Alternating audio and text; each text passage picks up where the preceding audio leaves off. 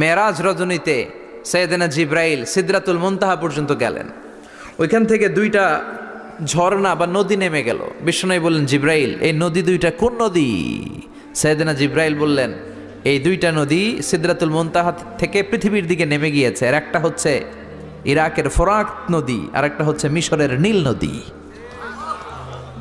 এরপরে সাইয়েদনা জিব্রাইল বললেন, ইয়া রাসূলুল্লাহ, ইয়া হাবিবাল্লাহ, এই জায়গার নাম হলো সিদরাতুল মুনতাহা। এখানে একটা বড়ই গাছ আছে, এইটা হলো আমার লাস্ট ডেস্টিনেশন, বর্ডার এরিয়া। এই বর্ডার এরিয়ার উপরে যাওয়ার ক্ষমতা আমার নাই।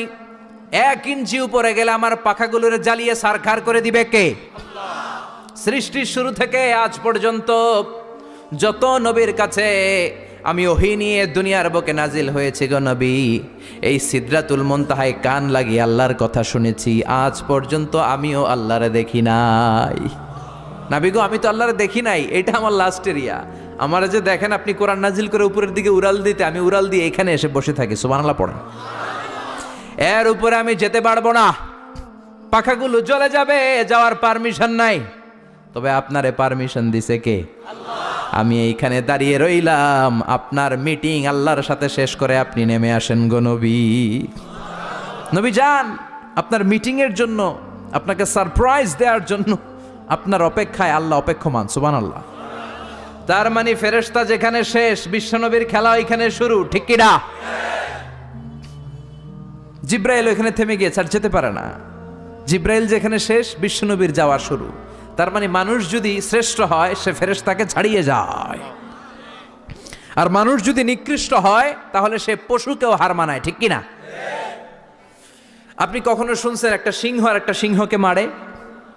একটা বাঘ আর একটা বাঘকে মারে না। একটা হরিণ আর একটা হরিণকে মারে না। একটা হাতি আর একটা হাতিকে হত্যা করে না। কিন্তু একটা মানুষ আর একটা মানুষকে হত্যা করে না। আপনি কখনো শুনবেন না যে একটা বাঘ আর একটা বাঘকে হত্যা করে 10 টুকরা করছে? শুনছেন? একটা হাতি আর একটা হাতিকে মেরে 30 টুকরা করছে? শুনছেন? কিন্তু মানুষ আর একটা মানুষকে শুধু নৃশংসভাবে হত্যাই করে না, হত্যা শেষে তাকে 10 টুকরা করে, 15 টুকরা করে, 30 টুকরা করে বস্তাবন্দি করে। চিল্লা এখন ঠিক কিনা? পাওয়া যায় না এরকম লাশ? গুম করে ফেলছে, ক্রস ফায়ার করে ফেলছে, মেরে ফেলছে, হাত পা বেঁধে, চোখের রশি বেঁধে বস্তার ভিতরে ভরে ক্ষেতের মধ্যে ফেলে দিচ্ছে। 3 দিন 4 দিন পর এরকম লাশটা ফুলে উঠছে, পাওয়া যায় না। পত্রিকায় বিভৎস লাশ দেখে আমরা অবাক হই। কোনো প্রাণী এমনটা করে না। মানুষ মানুষকে মেরে টুকরা টুকরা করে। একটা ছাগল বনের সব ছাগলগুলোরে মেরে ফেলতে চায় না। একটা হাতি ওই জঙ্গল থেকে সব হাতিগুলোকে শেষ করে দিতে চায় না। কিন্তু মানুষ আগুন জ্বালিয়ে জনপদের পর জনপদ ছারকার করে দেয়, গুলি মেরে এলাকার পর এলাকা ঝাঁঝরা করে দেয়।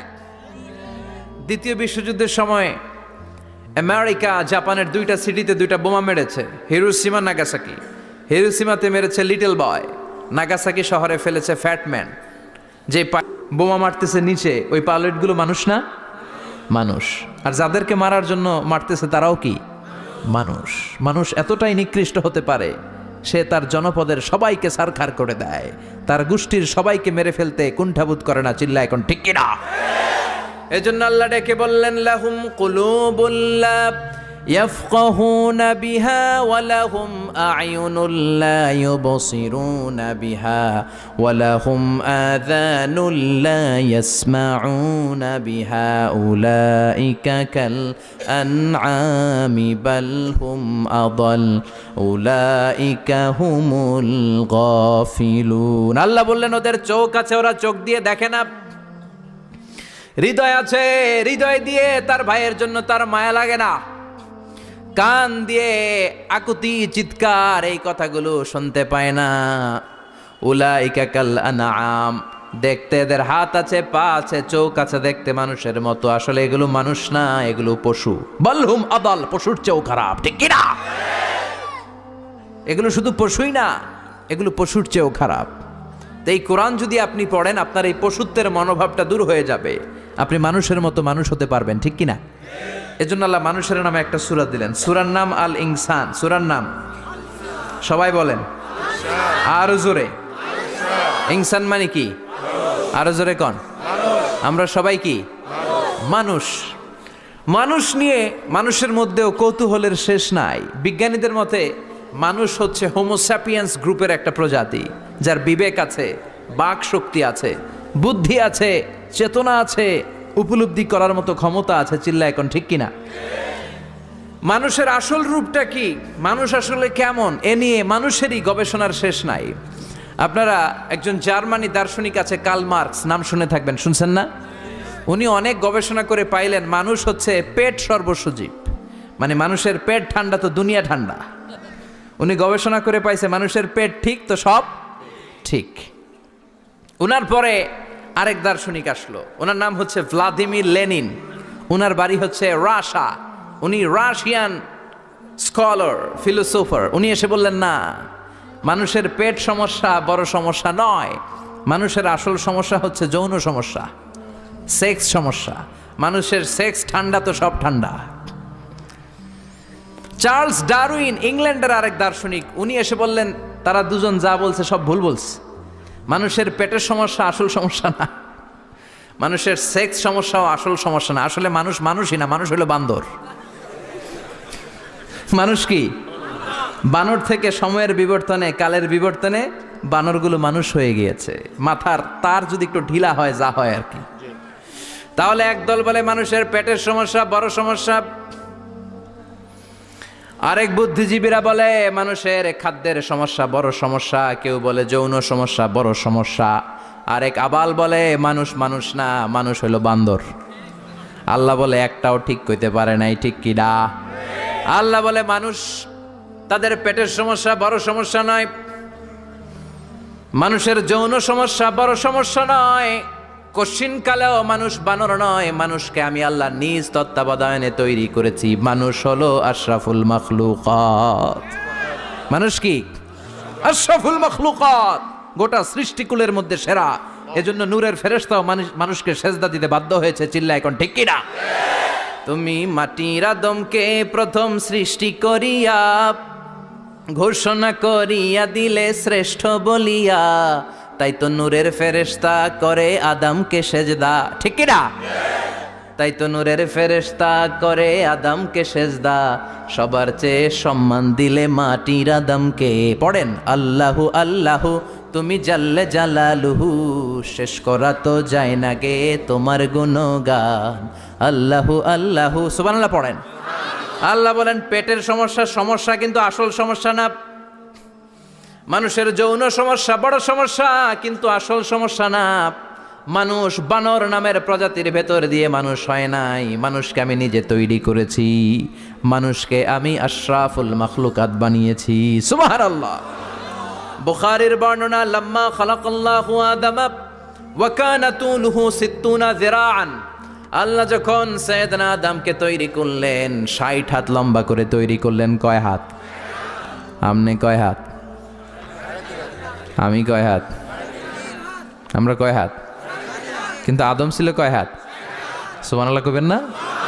আপনারাও যখন জান্নাতে প্রবেশ করবেন, বুখারীর ওই বর্ণনাতে এসেছে মানুষরা যখন জান্নাতে প্রবেশ করবে প্রতিটা মানুষ 60 হাত লম্বা হয়ে প্রবেশ করবে।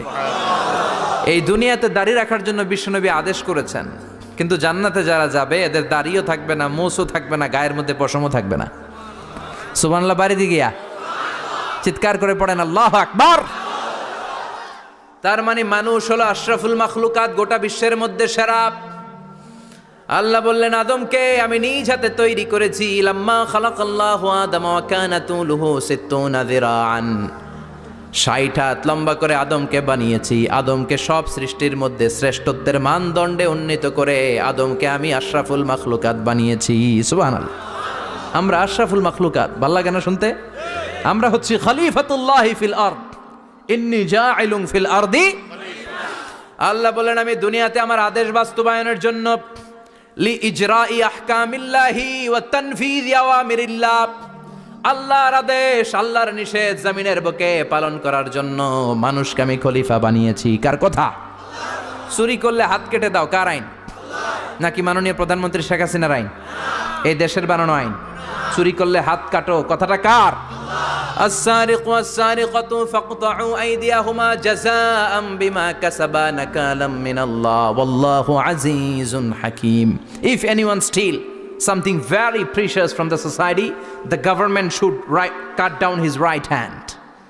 দামি কিছু চুরি করলে এটা সাক্ষীর দ্বারা সাব্যস্ত হলে গভর্নমেন্টের উচিত তার ডান হাতটা এক কোপ মেরে কেটে দেয়া। কার কথা? বানু মাখজুমিয়া গোত্রের এক মেয়ে মদিনাতে চুরিতে ধরা পড়ল। অনেক বড় ফ্যামিলির, ডিগনিফাইড শিল্পপতির মেয়ে। সাহাবারা বলল, এই মেয়ের হাত যদি বিশ্বনবী মদিনায় কেটে দেয়, মদিনাতে তো মারামারি লেগে যাবে। কে বলবে বিশ্বনবীর কাছে যে সুপারিশ করার ক্ষমতা কারো নাই? বিশ্বনবীর পালক পুত্র ওসামা বিন জায়েদ ইবনে হারেসা, তার ছেলে ওসামা পালক পুত্রের ছেলে, তাকে বিশ্বনবী বড্ড ভালোবাসতো। তার উপাধি হলো হুব্বু রাসূলিল্লাহ, বিশ্বনবীর ভালোবাসা। সবাই বলল, ওসামা আমরা যে বলতে পারবো না, তুই যে নবীরে সুপারিশ কর। ও নবী, যদিও চুরি করেছে মেয়েটা, সাব্যস্ত হয়েছে, কিন্তু আপনি মাফ করে দেন, হাত কেটে দিয়েন না। ওসামা যে বলে, নবী হাত কেটে দিয়েন না। বিশ্বনবীর চেহারাটা আগুনের গোলার মতো লাল হয়ে গেল। বিশ্বনবী বললেন, ওসামা এটা আল্লাহর আইন, সুপারিশ করার সাহস তোর বুকের ভিতরে দিল কে? কে দিয়েছে স্পর্ধা?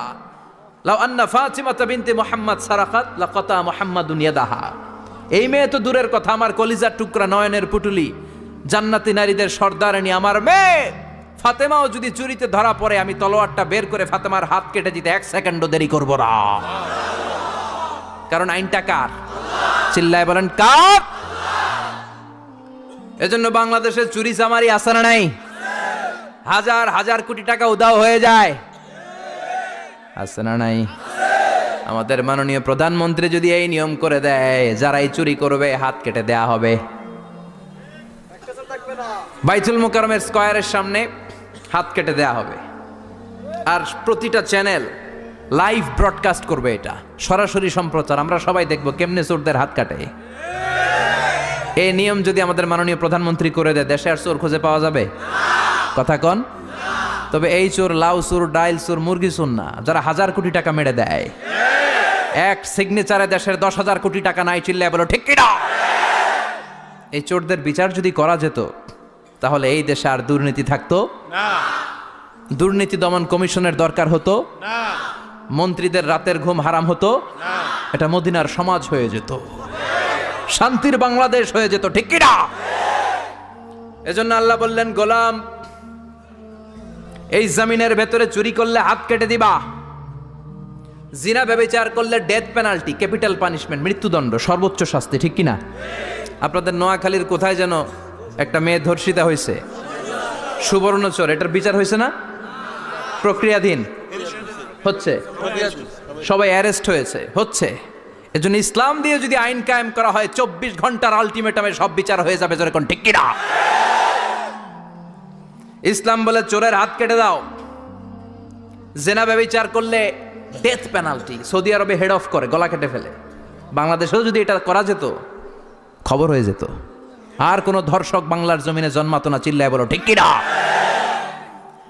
আল্লাহ বলেন, আমি মানুষকে খলিফা বানিয়েছি আমার এই হুকুম আহকামগুলো বাস্তবায়নের জন্য। সব সৃষ্টিকুলের মধ্য থেকে মানুষকে আমি বানিয়েছি আশরাফুল মাখলুকাত। আবার মানুষকে বানিয়েছি আমি আমার খলিফা। আবার মানুষের চেহারাটা আমি আল্লাহ সব চাইতে সুন্দর করে তৈরি করেছি। সুবহানাল্লাহ। লাকাদ খালাকনাল ইনসানা ফি আহসানি তাকওয়িম। আমি মানুষের চেহারাটা সব চাইতে চমৎকার অবয়ব দিয়ে তৈরি করেছি রে গোলাম। সুবহানাল্লাহ। পৃথিবীতে যত প্রাণী আছে সব সৃষ্টির মধ্য থেকে আমাদের সৃষ্টিটা সুন্দর না? আপনি হিউম্যান অ্যানাটমি নিয়ে যদি গবেষণা করেন, কেমনে আল্লাহ আমাদের এখানে হার্ট দিলেন, লাঞ্চ দিলেন, হ্যাঁ, তারপরে 206টা হাড্ডি দিলেন, হাড্ডিগুলো আবার ব্যান্ড করা যায়, দেখছেন? বাঁকা করা যায় না? এটা বাঁকা করা যায়। বাঁকা না করলে আপনি খাইতে পারতেন? ক্রিকেট যারা খেলো, পেস বল করতে পারতা? স্পিন বল, হ্যাঁ, অফিস স্পিন, লেগ স্পিন, কয় হুজুরও জানে কেমনে এটি, তোর থেকে শিখছি বেটা। তো এই যে ছেলেপেলারা এরকম অফ স্পিন করে, লেগ স্পিন করে, এগুলো হচ্ছে আল্লাহর দেয়া কারিশমা। হাত ঘুরানো যায়। আল্লাহ যদি এটাকে এরকম ব্যান্ড করার সুযোগ না দিতেন, করতে পারতাম? আবার এইখানেও বাঁকা করার সুযোগ আছে না নাই? এইখানেও আছে না নাই? আবার এইখানেও আছে না নাই? কত কাজ। বাজার করে যখন বাজারের ব্যাগ যখন নিয়ে আসেন কোথায় ধরে রাখেন? আঙ্গুলে ধরে রাখতে হয়। ক্যারাম যখন খেলো কি দিয়ে টোকা মারো? সুবহানাল্লাহ কয় না পোলাপান? আহা, কত খেলার সিস্টেম আল্লাহ দিলেন। আবার ক্রিকেটের মধ্যে 2 আঙ্গুল তুললে কি? ওই যে সব মুখস্থ। আবার 1 আঙ্গুল তুললে কি? দেখছেন ঘটনা? আউট। কত কাজ এই আঙ্গুল দিয়ে। এই আঙ্গুলগুলোর বাঁকা করার, বেন্ড করার ক্ষমতা আমাদেরকে দিয়েছে কে? আল্লাহ। এজন্য আল্লাহ বললেন লাকাদ খালাকনাল ইনসানা ফি আহসানি তাকওয়িম। আমি মানুষের চেহারাটা সব চাইতে সুন্দর করে তৈরি করেছি। মানুষ সুন্দর, আমাদের চোখ সুন্দর না মিয়া। আমাদের চোখও যদি সুন্দর হতো তাইলে আমরা বুঝতাম মানুষগুলো কত সুন্দর। আমরা মনে করি ধলা হইলেই সুন্দর। কয় ধলা ধলা এটা সুন্দর, ডাকাইত এগুলো ডাকাত। একটা মানুষের চেহারা স্কিন যদি কালো হয় এর মধ্যে একটা সৌন্দর্য আছে না নাই? একটা মেয়ের স্কিন যদি কালো হয় তারপরও চেহারায় সৌন্দর্য আছে না নাই? কয় না হুজুর আমার বউ সুন্দর না, কালা কালা। আছে না নাই? তুই ডাকাইত। তুই কি? একজন মানুষের চেহারা যেরকমই হয় আপনি খেয়াল করে দেখবেন তারপরও তার অবয়বের মধ্যে একটা এক্সট্রা অর্ডিনারিটি আছে, কারোর সাথে কারোটা মিলে না। সুবহানাল্লাহ পড়েন। এজন্য প্রতিদিন স্ত্রীরে বলবেন, স্ত্রী তুমি সুন্দরী, তুমি অনন্যা, তোমার চাইতে সুন্দরী গোটা বিশ্বে কেউ নাই। কইবেন না? মুরব্বীরা কয় না, কইতাম না, আগে কইয়া ফেলাইছি। এগুলো বলবেন। এগুলো বললে স্বামী স্ত্রীর মধ্যে ভালোবাসা বাড়াই দিবে কে? আল্লাহ। আমি প্রায় এগুলো বলি, উৎসাহিত করি যে স্বামী স্ত্রীর মধ্যে যে ভালোবাসাটা এটা পবিত্র, এটা জান্নাতি। এই ভালোবাসা জান্নাতে শুরু হয়েছিল সাইয়েদনা আদম আর হাওয়ার মধ্য দিয়ে। চিল্লা এখন ঠিক কি না? স্বামী স্ত্রী দুইজনে একের হাতের সাথে আরেকজনের হাত মিলালে হাতের সগীরা গুনাহ মাফ করে কে? আল্লাহ। স্ত্রীর চেহারার দিকে নজর করে তাকালে চোখের গুনাহ মাফ করে দেয় কে? আল্লাহ। স্ত্রীর জন্য প্রতি মাসে যে খরচ দেন এই টাকাগুলো সদকা দেওয়ার সওয়াব আছে না নাই? আছে। স্ত্রীকে যে দামি দামি ভ্যানিটি ব্যাগ কিনে দেন এটা তো সওয়াব আছে না নাই? আছে। কক্সবাজারে ঘুরতে নিয়ে গেলে সওয়াব আছে না নাই? আছে। ফুল কিনে দিলে সওয়াব আছে না নাই? ভালোবাসার গান শোনাইলে সওয়াব আছে না নাই? তোমারে লেগেছে কত যে ভালো চাঁদ বুঝি তা জানে, রাতেরও আধারে দোসর হয়ে তাই সে আমারে টানে, চাঁদ বুঝি তা জানে। ঠিক কি না? আজকে পারবেন না শোনাইতে রাত্রেবেলা? পারবেন? পারবেন? পোলাপাইনরা কয় পারবো। তোকে তো বেটা বিয়েই হয় নাই, বিয়ার পরে শোনাইস।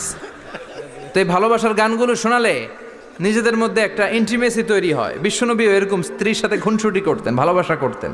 এটা হালাল, কিন্তু এটা জায়গা মতো না করে ভাবির লগে করলে মায়ের আছে না নাই? ভালোবাসার গান জায়গা মতো শোনাতে হবে। স্ত্রীকে ভালোবাসার গান না শুনিয়ে যদি চাচাতো বোনরে শোনাও, শালিরে শোনাও, পাড়ার মেয়েদের সাথে যদি টাঙ্কি মারো, ফিল্ডিং মারো, মায়ের আছে না নাই? তার মানে জায়গা মতো করলে সব সওয়াব। সুবহানাল্লাহ পড়েন।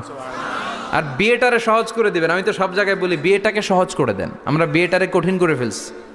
একটা ছেলে এই দেশে 16 থেকে 18 বছর বয়সে ম্যাচিউরড হয়, কিন্তু ওরে বিয়ের পিড়িতে বসায় 32 বছর বয়স। তো বাকি 32 বছর ও কি আঙ্গুল চুষবে? কথা কন, কি করবে? ও যে পাপ কাজ করে, ও যে পর্নোগ্রাফি দেখে, ও যে মাস্টারবেশন করে, এগুলোর পার্সেন্টেজ গুণা মা বাবার আমল নামায় আছে না নাই? মা বাবার এত সহজে পার পেয়ে যাবেন না। ছেলে মেয়েগুলারে সময় হলে বিয়ে দিয়ে দেন। বিয়ের চেয়ে ভালো কাজ পৃথিবীতে আছে?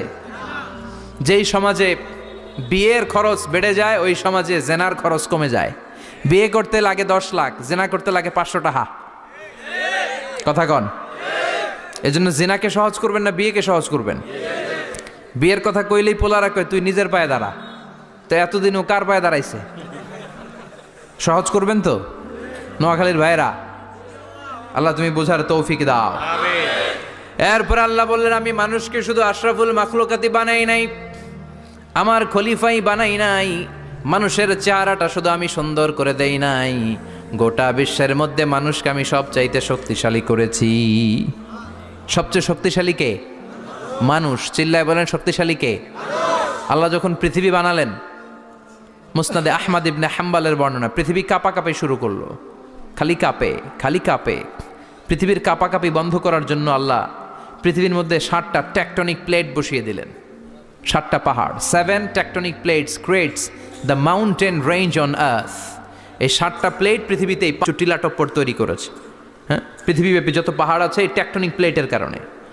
ওয়াজআলনাল জিবালা আওতাদা, পৃথিবী কাঁপতে শুরু করলো সৃষ্টির পর।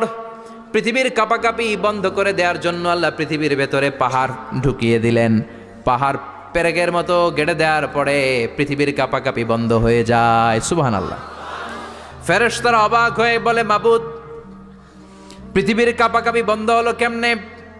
আল্লাহ বললেন, ও ফেরেশতারা, পৃথিবীর মধ্যে আমি পাহাড়কে গেড়ে দিয়েছি। পাহাড় গেড়ে দেওয়ার কারণে পৃথিবীর কাঁপাকাঁপি বন্ধ হয়ে গেছে। ফেরেশতারা বললেন, তাই নাকি? পাহাড়ের এত বড় শক্তি। ইয়া রাব, হাল মিন খালকিকা আশাদ্দা মিনাল জিবাল, আপনার এই সৃষ্টিকুলের মধ্য থেকে পাহাড়ের চাইতে বেশি শক্তিশালী কিছু আছে নাকি? আল্লাহ বললেন, হ্যাঁ আছে। পাহাড়ের চাইতে শক্তিশালী হচ্ছে আল হাদিদ, মানে লোহা। পাহাড়ের চেয়ে শক্তিশালী কি? এই লোহার নামে কোরআনে সূরা আছে না নাই? সূরার নাম কি? কথা বলেন। وأنزلنا الحديد فيه بأس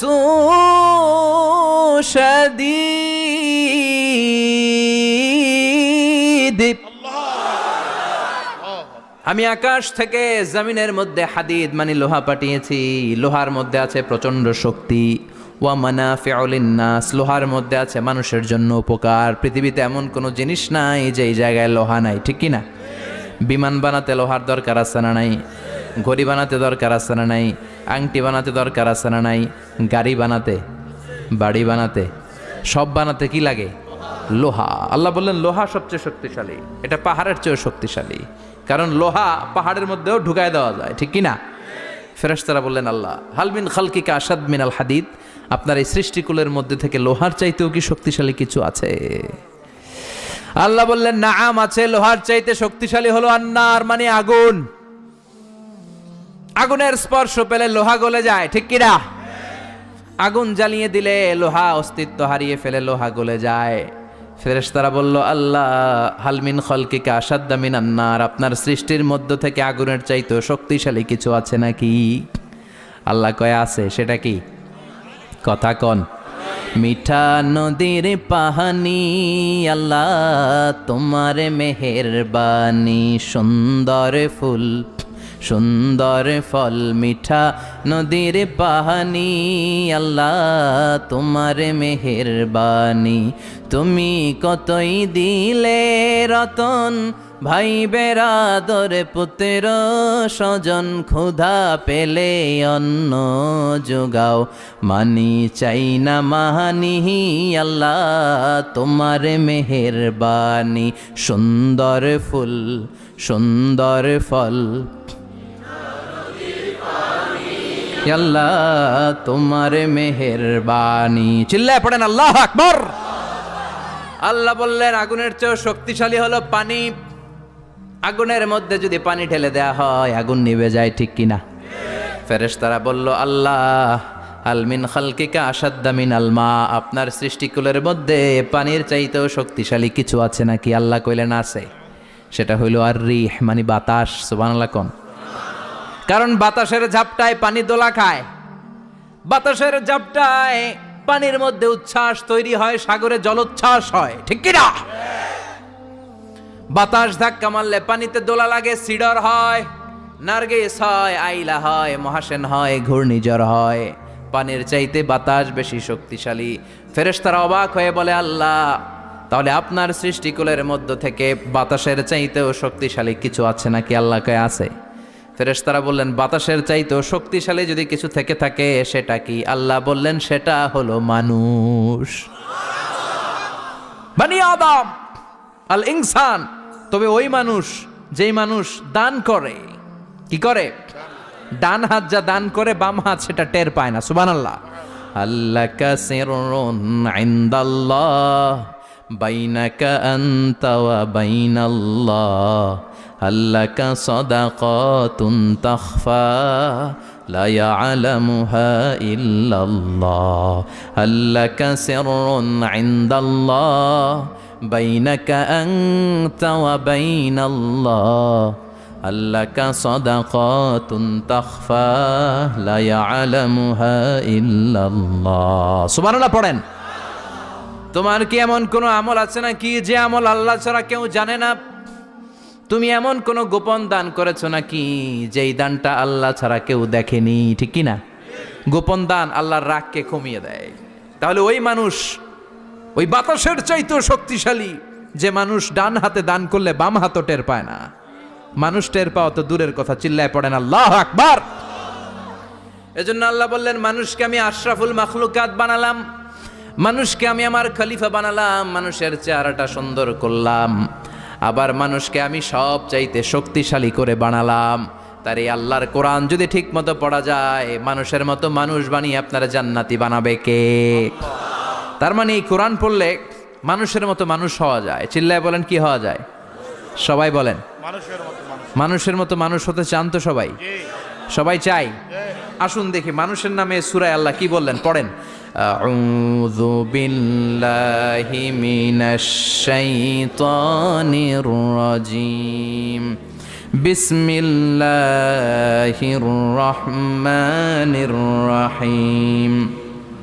হাল আতা আলাল ইনসানি হিনুম মিনাদ দাহরি লাম ইয়াকুন শাইআম মাযকুরা। আল্লাহ বললেন, মানুষের জীবনের একটা সময় ছিল যেই সময়টা উল্লেখ করার মতো মানুষ কিছুই ছিল না। সুবহানাল্লাহ। প্রত্যেক মানুষের জীবনে এমন একটা সময় ছিল যেই সময়টাতে উল্লেখ করার মতো সে আসলে কিছুই ছিল না, তার অস্তিত্বই ছিল না, সে জিরো ছিল, তাকে জিরো থেকে হিরো বানিয়েছে কে? হাল আতা আলাল ইনসান, এই হাল হচ্ছে ইস্তেফাম তাকরিরি, বিমানা কাদ আতা আলাল ইনসান। অবশ্যই অবশ্যই মানুষের জীবনে এমন একটা সময় এসেছে, লাম ইয়াকুন শাইআম মাযকুরা, উল্লেখ করার মতো সে কিছুই ছিল না। কার কথা? মুফাসসিরিন একরাম ইনসান দ্বারা এখানে দুইটা জিনিস বুঝিয়েছেন। এক হলো সাইয়েদনা আদম, আর এক হলো আমরা সবাই। এই পৃথিবীতে মানুষ বানানোর তিন ক্যাটাগরি। ক্যাটাগরি নাম্বার 1, মাও নাই বাবাও নাই। এই সিস্টেমে আল্লাহ কার বানাইছে? কথা বলেন। আবার শুধুমাত্র মা আছে বাবা নাই, এই সিস্টেমে কাকে বানালেন? আবার বাবাও আছে মাও আছে, এই সিস্টেমে কারে বানালেন? আমাদেরকে বানালেন। আবার সাইয়েদনা আদমকে আল্লাহ যখন বানালেন, তিনি বানালেন মিন তিনিন লাযিব, এঁটেল মাটি থেকে বানালেন। এঁটেল মাটি দিয়ে কাঠামো বানানো যায় না, স্ট্রাকচার করা যায় না। এঁটেল মাটি জমিন থেকে নিয়ে আল্লাহ রেখে দিলেন 40 বছর। চিল্লায় বলেন, কয় বছর? আর আকাশকে বললেন, ইয়া সামা ওয়ামতিরি আলাইহি 40 সানা, ও আকাশ এই মাটির উপরে 40 বছর তুমি বৃষ্টি দাও। 40 বছর এঁটেল মাটির উপরে বৃষ্টি জমতে জমতে জমতে জমতে এটা হয়ে গেল হামাইম মাসনুন, কাদামাটি। সুবহানাল্লাহ পড়েন। কাদামাটি থেকে গেল 40 বছর। কাদামাটি থেকে আল্লাহ সাইয়েদনা আদম আলাইহিস সালামের ডাইস বানালেন। তারপরে আল্লাহ সূর্যরে বললেন, ইয়া শামসু হাররিকি আলাইহি 40 ইয়াউমা, ও সূর্য এবার আদমের কায়ার উপরে, মূর্তির উপরে তুমি 40 বছর সূর্যের আলো দাও। 40 বছর সূর্যের প্রখর ও তীব্র তির্যক তাপে এবং কিরণে আদম হয়ে গেছে এখন সলসলিন কাল ফাখার, টোকা মারলে ঠন ঠন করে। সুবহানাল্লাহ পড়ে। এখনো রুহের ফুৎকার দেয় নাই এখনো, কিন্তু কেটে গেছে 120 বছর। 340 কত? 120 বছর চলে গেল। এই বিশাল লম্বা সময়ে আল্লাহ বললেন, লাম ইয়াকুন শাইআম মাযকুরা, উল্লেখ করার মতো আদম কিছুই ছিল না। রুহের ফুৎকার যেহেতু দেয় নাই 140 বছর, এটা এঁটেল মাটি, পরে ছিল কাদামাটি, এরপরে হয়েছে মূর্তি, ঠনঠনে মূর্তি। উল্লেখ করার মতো আদমের জীবনে 124 বছরে কিছুই ছিল না। চিল্লায় বলেন, ঠিক কিনা? আবার আমরাও যারা সলিমুদ্দি কলিমুদ্দি, আমরাও আমাদের মায়ের পেটের ভেতরে প্রথমে ছিলাম 40 দিন। বুখারীর বর্ণনা, ইন্না হাদাকুম ইউজমাউ খালকুহু ফি বাতনি উম্মিহি 40 ইয়াওমান সুম্মা ইয়াকুনু নুতফাতান মিসলা যালিক সুম্মা ইয়াকুনু আলাকাতান মিসলা যালিক ফায়াতি ইলাইহিল মালাকু ফায়ানফাখু ফীহির রূহ। আমরা যারা সলিমুদ্দি কলিমুদ্দি, আমরা আমাদের মায়ের পেটের ভেতরে 40 দিন ছিলাম নুতফা, এক ফোঁটা বীর্য। তারপরে 40 দিন ছিলাম আলাকা, রক্তপিণ্ড। তারপরে 40 দিন ছিলাম মুদগা, গোশতপিণ্ড। 3 40 120 দিন। কয় দিন? এই 120 দিনের লম্বা সময়ে লাম ইয়াকুন শাইআম মাযকুরা, উল্লেখ করার মতো আমরা আসলে কিছুই ছিলাম না। কারণ মানুষই তো হয় নাই, ডিফর্ম বেবি, এখনো দেহের আগাগোড়া কিছু হয় নাই। 120 দিন পর ফেরেশতা এসে আমার দেহের মধ্যে ফুৎকার দিয়ে যায়, তখন আমার হার্ট পার্টিশন চালু হয়ে যায়, আমার হার্টবিট চালু হয়, সিস্টলিক ডায়াস্টলিক, এই যে ধপ ধপ ধপ, এই প্রেশারটা ছাড়া মানুষ বাঁচে? ফুসফুসের কাজ কি? খালি ধপ ধপ করে, দম টানে আর দম নেয়, দম ফুরাইলে ঠুস। হায় রে মানুষ রঙিন ফানুষ, দম ফুরাইলে তবু তো ভাই কারোরই নাই একটুখানি। হায় রে মানুষ রঙিন ফানুষ, রঙিন ফানুষ, হায় রে মানুষ। সুবহানাল্লাহ। আমরা ছিলাম নুতফা, আলাকা, মুদগা, sperm drop, then blood clot, and finally the little flesh. আমি আমার এমফিল রিসার্চ করেছি এটার উপর, এটার ইংরেজিতে বলে এমব্রয়োলজি, ভ্রূণ তত্ত্ব। How the little এমব্রয়ো develops in mother ওম, মায়ের পেটে এই ছোট্ট ভ্রূণ, এটা কেমন করে শুক্রাণু ডিম্বাণু থেকে 8 মাস 10 মাস 9 মাস পরে কেমন করে জমিনে আসে। How the little এমব্রয়ো develops in mother ওম, মায়ের পেটে কেমন করে ডেভেলপ করে। একেবারে ক্ষুদ্র ছিলাম আমি, তুচ্ছ ছিলাম আমি, নগণ্য ছিলাম আমি, আমার কোনো নাম ছিল না, আমার কোনো গ্রাম ছিল না, আমার কোনো পরিচয় ছিল না। এখন দুনিয়াতে আমাদের পরিচয় আছে না নাই? কিন্তু মিজানুর রহমান আজহারি একটা সময়ে লাম ইয়াকুন শাইআম মাযকুরা, তোরা কেউ চিনতো না, তোর নামটাও কেউ জানতো না, উল্লেখ করার মতো তুই কিছুই ছিলি না। এটা দিয়ে আল্লাহ বুঝাতে চাইলেন তোর কিছুই ছিল না, জিরো থেকে আমি হিরো বানালাম। ক্ষমতার দাপট দেখাবি না, ক্ষমতার অহংকার দেখাবি না, টাকা পয়সার গরম দেখাবি না।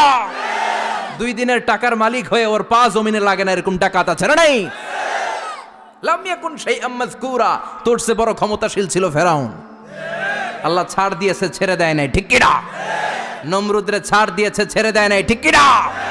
আবু জাহেলকে ছাড় দিয়েছে, ছেড়ে দেয় নাই, ঠিক কি না?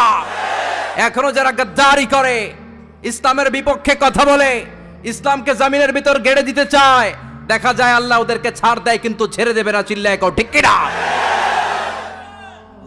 পৃথিবীতে কেউ তো স্থায়ী হয় না, হোক না সে ফেরাউন কিবা নমরুদ, কেউ ভাবে চিরদিন রয় না, কেউ ভাবে চিরকাল রয় না। কেউ থাকতে আসে নাই, এত বড় বড় দাপটওয়ালারা সব শেষ।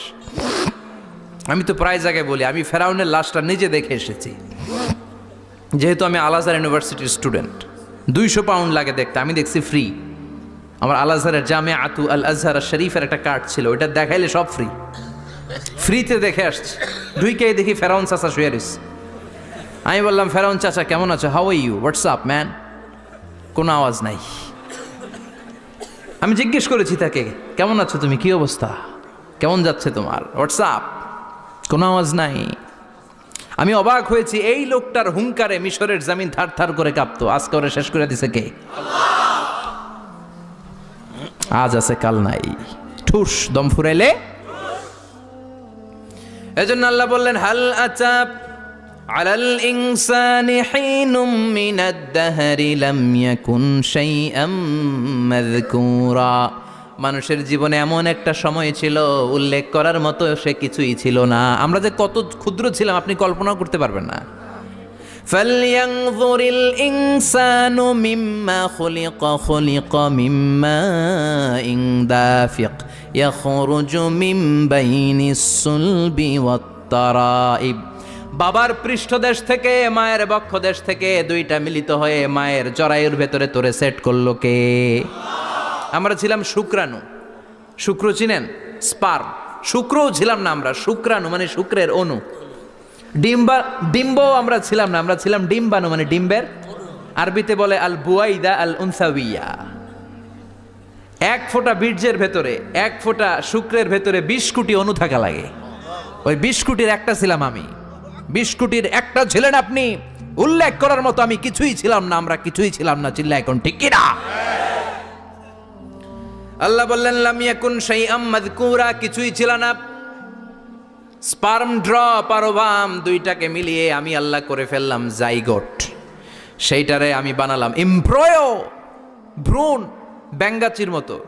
শীত বর্ষাকালে বৃষ্টির পরে দেখবেন ব্যাঙের বাচ্চাগুলো খালি ছোটাছুটি করে, তাই না? কালো কালো দেখা যায় না? আমরা প্রত্যেকে এরকম ব্যাঙের বাচ্চার মতো ছিলাম। হাত পা তো দূরের কথা, ব্যাঙের বাচ্চার মতো ছিলাম। মায়ের জরায়ুর দেয়ালে লেপ্টে ছিলাম। আমাদের হাত ছিল না, আমাদের পা ছিল না, কিচ্ছু ছিল না। সেখান থেকে আল্লাহ আমাদেরকে বড় করতে লাগলেন। এরপরে আমরা হয়ে গেলাম ফেটাস, ডেভেলপড স্টেজ। 120 দিন পরে আল্লাহ তাআলা আমাদের রুহের ফুৎকার দিলেন, আমার হার্ট দিলেন, আমার লাংস দিলেন, আমার গল ব্লাডার দিলেন, আমার কিডনি দিলেন, আমার লিভার দিলেন, আমার ইন্টেস্টাইন দিলেন, আমার দেহের ভিতরে তিনি রক্ত ঢুকিয়ে দিলেন। আমার কলবের এই ধাক্কাধাক্কি শুরু হয়ে গেল। আল্লাহ বললেন, এই কলবটা সব চাইতে দামি অঙ্গ, কলবের মধ্যে জিকির ভরতে হবে কার? লা ইলাহা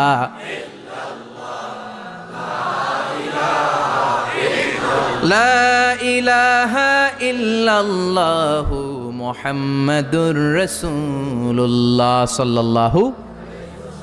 কলবের ভেতরে ভরতে হবে আল্লাহর জিকির। অনেকেই কলবের ভেতরে ভরে আয়না, আছে না নাই? আয়না বসাইয়া দে মোর দয়াল বাবা, কেল্লা কাবা আহেনার কারিগর, আয়না বসাইয়া দে মোর। তোর বাবার কলবেই তো আয়না নাই, তোরই কি আয়না দিবে বেটা?